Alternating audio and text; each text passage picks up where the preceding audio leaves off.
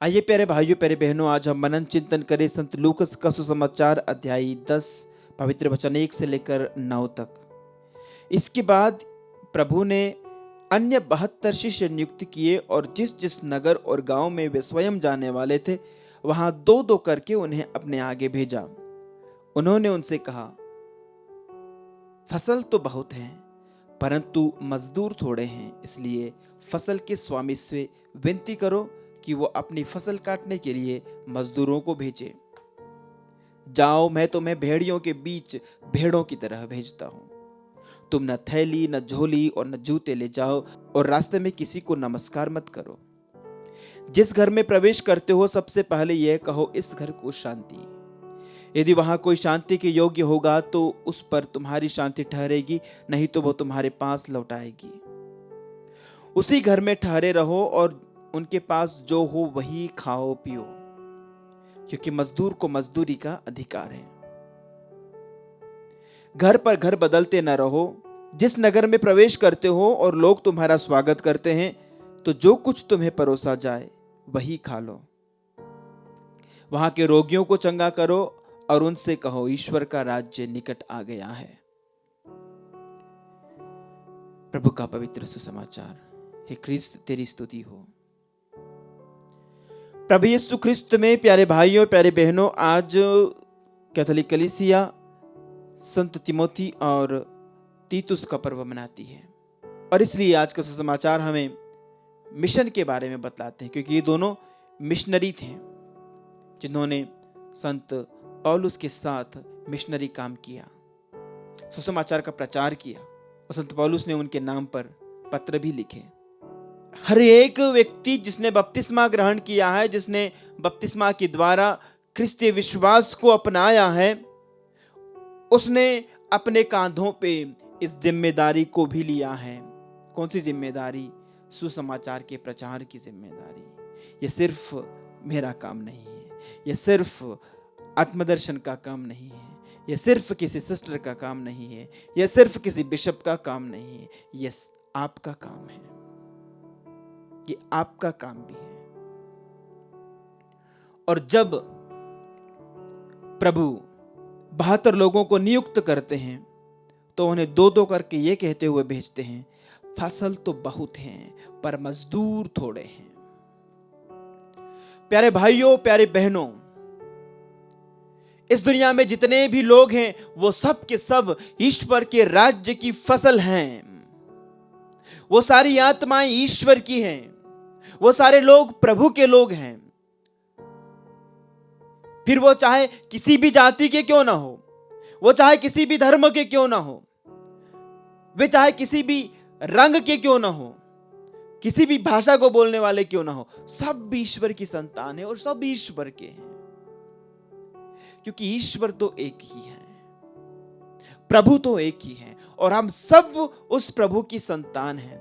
और वो प्रभु चाहता है प्यारे भाइयों प्यारी बहनों, अपनी सारी संतानों को अपने पास फिर से एकत्र कर लेना, क्योंकि सब कोई अलग अलग मार्गों में भटक गए हैं, सब कोई इधर उधर विभिन्न प्रकार की भ्रांत धारणाओं में, भ्रमित करने वाली शिक्षाओं में उलझे हुए हैं। और कई लोग ऐसे हैं जो लोगों को अपनी गलत शिक्षाओं में उलझाए हुए हैं।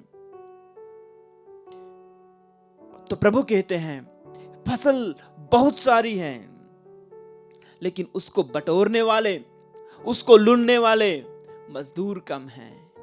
ऐसे मजदूरों की कमी है जो इस फसल को बटोर करके सही बखारों में लेकर के आए।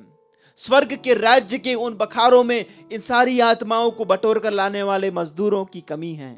प्यारे भाई प्यारी बहन, आप इसके लिए क्या कर रहे हैं? आप अपनी जवाबदेही कैसे निभा रहे हैं? ईश्वर के राज्य के लिए आत्माओं को बटोरने की जो जवाबदेही आपके कंधों पर है, आप उसका निर्वहन कैसे कर रहे हैं? प्यारे भाइयों प्यारे बहनों, प्रभु बहुत सुंदर बात कह रहे हैं। प्रभु कहते हैं फसल बहुत है मजदूर थोड़े हैं, इसलिए क्या करना है? फसल के स्वामी से विनती करो कि वो अपनी फसल काटने के लिए मजदूरों को भेजे। यदि आप एक पुरोहित नहीं बन पा रहे हैं, यदि आप एक प्रचारक नहीं बन पा रहे हैं, यदि आप एक पास्टर नहीं बन पा रहे हैं, यदि आप एक स्वतंत्र रूप से प्रीचिंग करने वाले एक प्रचारक नहीं बन पा रहे हैं, एक प्रवचक नहीं बन पा रहे हैं, आपको क्या करना है? फसल के स्वामी से विनती करो। कम से कम इतना तो हम कर सकते हैं, अपने घरों में बैठकर फसल के स्वामी से विनती कर सकते हैं कि वो अपनी फसल काटने के लिए मजदूरों को भेजे। मजदूरों को वो भेजेगा, वो मालिक भेजेगा, उस मालिक से विनती कर सकते हैं, प्रार्थना कर सकते हैं। बुलाहट के लिए प्रार्थना कीजिए, एक अच्छे पासवान की बुलाहट की प्रार्थना कीजिए, एक अच्छे प्रवचक के बुलाहट की प्रार्थना कीजिए, एक सच्चे और अच्छे पुरोहित की बुलाहट के लिए प्रार्थना कीजिए, एक सच्ची और अच्छी धर्म बहन के लिए बुलाहट के लिए प्रार्थना कीजिए। प्रभु ये कार्य करेगा, हमें दुआ करनी है, प्रभु चुनेगा। इसलिए संत यूहन्ना 15:16 में वचन कहता है, तुमने मुझे नहीं चुना, मैंने तुम्हें चुना कि तुम जाकर फल उत्पन्न करो और तुम्हारा फल बना रहे। प्रभु चुनते हैं, प्रभु भेजते हैं फल उत्पन्न करने के लिए और बना रहने वाला फल। मेरे विश्वासियों, आज ही हम इस काम को प्रारंभ करें, इस कार्य को हम आज ही शुरू करें। दुआ करें, बुलाहट के लिए प्रार्थना करें। आपके घरों से नहीं तो कहीं किसी भी दुनिया के किसी भी कोने से, लेकिन बुलाहट हो। नई पीढ़ी की बुलाहट के लिए प्रार्थना करें, बच्चों की बुलाहट के लिए प्रार्थना करें, नौजवानों की बुलाहट के लिए प्रार्थना करें कि उनके हृदय में प्रभु वो बुलाहट का बीज बोएं, जहां से उनको प्रेरणा मिले कि नहीं, मुझे प्रभु का काम करना है, मुझे आत्माओं की फसल बटोरनी है। प्यारे भाइयों और प्यारे बहनों, आज की परिस्थिति में फसल और भी अधिक बढ़ रही है और मजदूर और भी कम होते जा रहे हैं। मजदूरों की संख्या सिकुड़ती जा रही है और फसल बढ़ती ही जा रही है। फसल के स्वामी से विनती करें, न केवल फसल के स्वामी से विनती करें, जो पारिवारिक लोग हैं अपने बच्चों को मजदूर बनाएं, अपने बच्चों को ईश्वर के राज्य के मजदूर बनाएं, ईश्वर की दाग बारी में भेजें, प्रभु का कार्य करने के लिए भेजें, संत तीतुस और तिमोथी की तरह। हे प्रभु, हमारी आज की युवा पीढ़ी को अपने कार्यों के लिए तू चुन, प्रेरित कर, अगुवाई कर। आमीन।